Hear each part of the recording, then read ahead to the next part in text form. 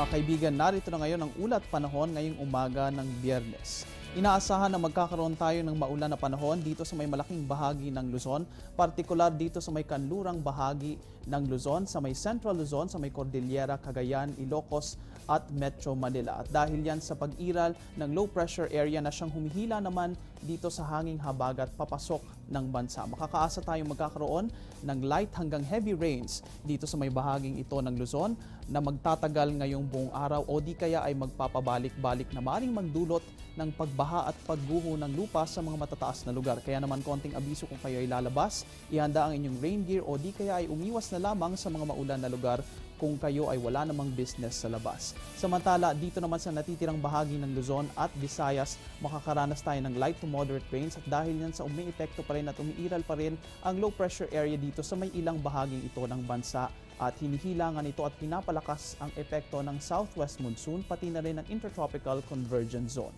Samantala dito naman sa Mindanao, improving weather conditions ang inyong maaasahan ngayong araw na ito. Asahan po natin ang partly cloudy to cloudy skies na mayroon pa ring tsansa ng pag-ulan at pagkidlat pagkulog ngayong araw na ito. Na ngayon naman para sa mga nakantabay sa World Cup, hatid rin namin sa inyo ang ilang napapanahong impormasyon. Ang Federasyon Internacional de Football Association o FIFA ay ang siyang pangunahing lupon na nagdaraos ng major football tournaments sa mundo. At ang pinakatanyag dito ay ang World Cup. Kasalukuyang nangunguna sa world ranking ang Spain na sinundan ng Germany at ng Brazil. Bukas, June 28, 2014, magtatagisan ng galing ang Brazil at Chile sa Estadio Mineirao sa Belo Horizonte at ang Colombia at Uruguay sa Estadio do Maracana sa Rio de Janeiro.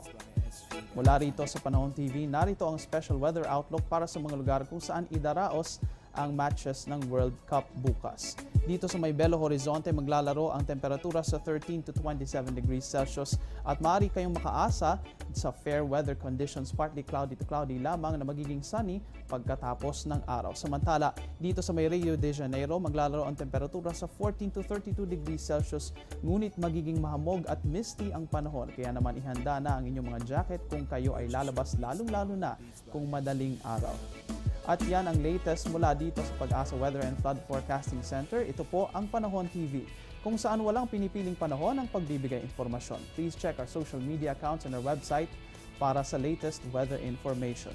Mula po dito sa Pag-asa Weather and Flood Forecasting Center, ito po ang inyong weather guide, Earl Figuracion, na naniniwalang ang hamon ng panahon ay landas sa pag-ahon.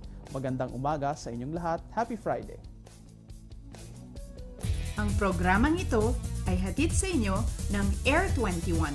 Sagot ko, padala mo!